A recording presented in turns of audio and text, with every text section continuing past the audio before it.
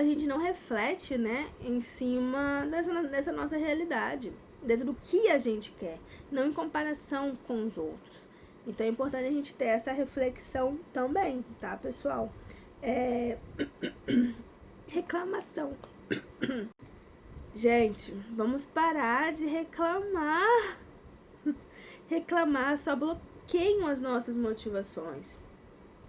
Ah, não tá certo, a economia tá assim, não sei o que tá assado, tá difícil. Reclamar só bloqueia as nossas motivações. Vamos pensar no que a gente quer, o que fazer para conquistar, o que eu posso ir, o que eu posso pedir, o que eu posso acontecer para conquistar o que eu desejo, né? Esses são as principais falas e essenciais falas que a gente precisa ter para essas nossas motivações não se perderem. E exatamente isso, essas nossas motivações. Porque eu vou te dizer uma coisa, eu falei aqui pra vocês os tipos de motivação, mas não é apenas uma coisa que a gente motiva, né? Quando a gente escolhe alguma coisa, quando a gente vai realizar alguma coisa, se pergunte o porquê que você está fazendo aquilo. Eu tenho certeza que você irá responder mais de uma situação. Exatamente isso, mais de uma situação.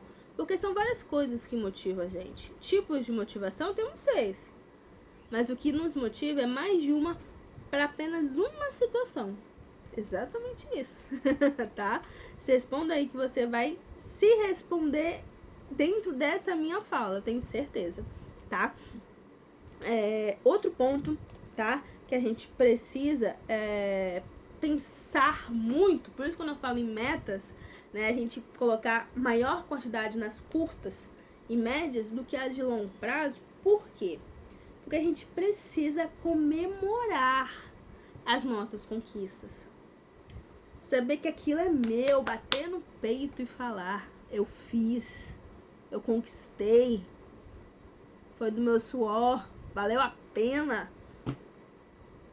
E isso é comemorar, né? Tomar como seu o que foi conquistado, né? E isso faz uma diferença enorme com relação às nossas motivações, a manutenção das nossas motivações. Por quê, pessoal? A motivação não é uma coisa que fica ali paradinha, bonitinho o tempo todo, não. Não é. A gente precisa estar nessa manutenção. Precisamos sim dessa manutenção. E estando nessa manutenção, são todos esses pontos que eu falei agora. Acreditar, não desistir, estabelecer metas.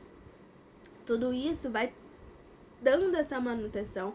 E por muitas vezes a gente nem perceber que tá tendo essa manutenção. Simplesmente vai ter um determinado momento que vai acontecer alguma coisa marcante, né? Forte. Que você vai se ver, epa.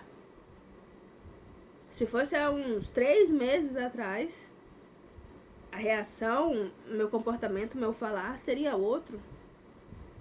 Depois que a gente fazer isso, a gente vai pensar, opa, aquela meta, aquela conquista lá, né?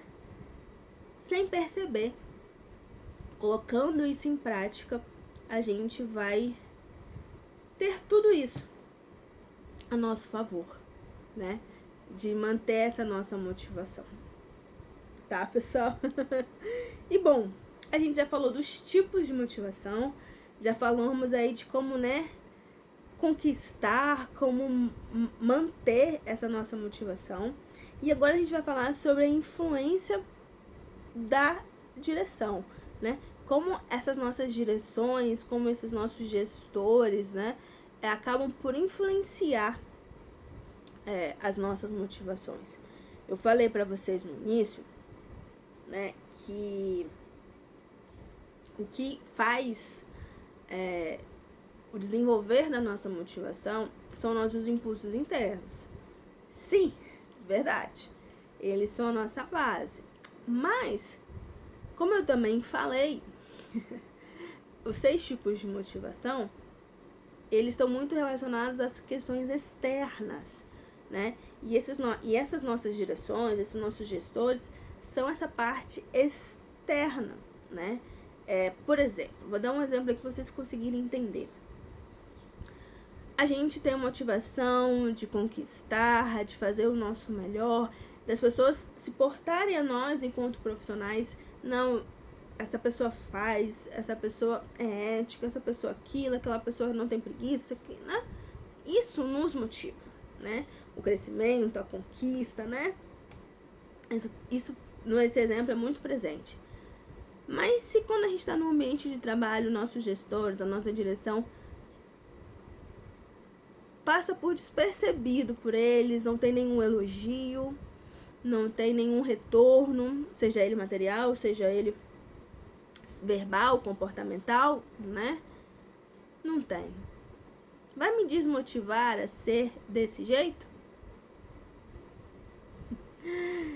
Eu diria que para a maioria das pessoas, momentaneamente,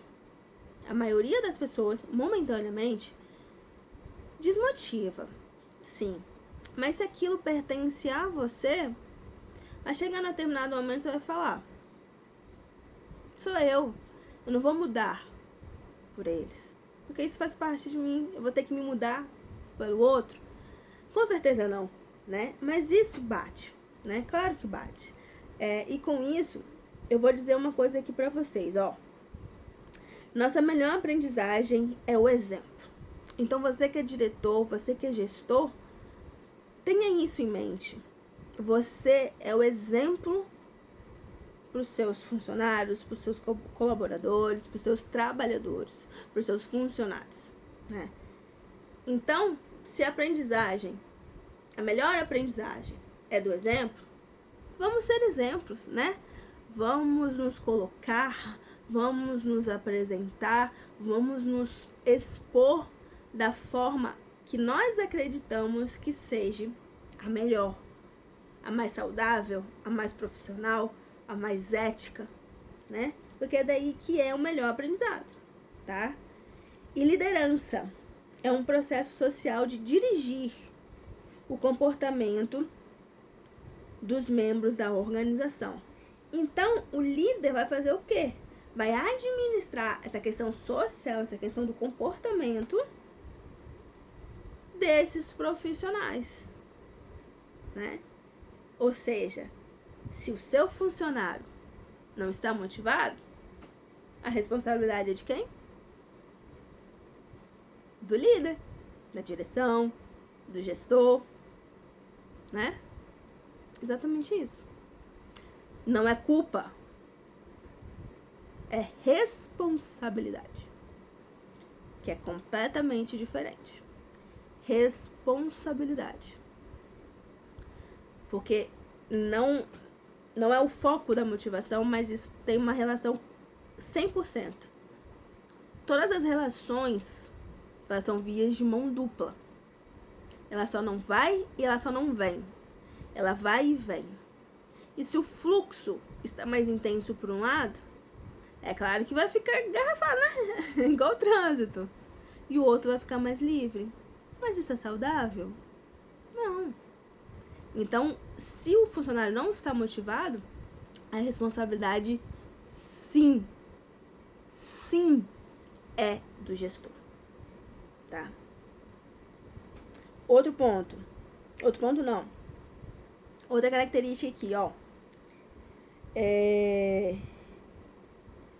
saber os limites dos seus funcionários, dos seus colaboradores, e seu é muito importante. Muito importante. Porque se vocês vão e chega no meu limite, por exemplo, né? A equipe toda tá indo, mas eu tenho um limite que é até aqui. A gente tá indo, mas cheguei aqui e vocês vão, como é que eu vou? Se meu limite tá aqui, não consigo. E se eu me forçar aí, eu vou cair. E por muitas das vezes, um cair que eu não consigo levantar. E se eu levantar, é um levantar sem tanta força. Então, tome cuidado com os limites, tá? Seu e dos outros, tá? E esse líder, tá? É importante que entendam a seguinte situação. Ele, em meio de uma multidão, ele se destaca, tá? Por muitas vezes se destacar não é aquele se destacar questão de nomenclatura, não. Eu sou o líder, eu sou o gestor, eu sou o diretor. Não, às vezes são pessoas que têm a mesma questão de nomenclatura dentro de uma equipe, mas que têm comportamentos, têm atitudes que são de liderança, né? E isso é, por muitas das vezes, mais liderança do que o próprio líder. E outro ponto, gente, esse líder, né, ele por si só tem a característica, tem o dever de fazer diferente. Muitas das vezes as pessoas não vão gostar. Claro que não. Eles estão acostumados com a multidão, né, todo mundo fazendo o mesmo, tá tudo ali. Mas você fazer diferente, fazer com ética e sabedoria, traz muito mais benefício do que malefício, tá? Então, você que é gestor, você que é líder, observa tudo isso aqui e coloca em prática, tá? E mesmo você que não é na questão de nomenclatura, né? De ser meu cargo, líder, gestor, diretor, mas que sente aí em você essa questão da liderança, dessa questão dos exemplos, né? Dessa questão de se destacar. Coloque isso também, porque recapitulando aqui, né? Tudo que a gente falou, esses 6 tipos de motivação, né? Que são o incentivo, medo, a conquista, crescimento, poder e social. Eles só existem, eles só vão se fazer valer diante dos nossos desejos, diante desse nosso impulso interno, tá? Sem esse impulso interno, não há motivação, não há ações de motivação, nenhuma técnica de motivação trará resultado em motivar, né? Se esse seu impulso, essa sua vontade não estiver conversando com essas tentativas de motivação, tá? Então, tome cuidado com tudo isso, tá? Porque isso traz sim a diferença enorme quando a gente fala em motivação, quando a gente fala em realização dessa motivação e consequentemente aí, né, de ser mais produtivos empresarialmente na nossa carreira profissional, tá bom?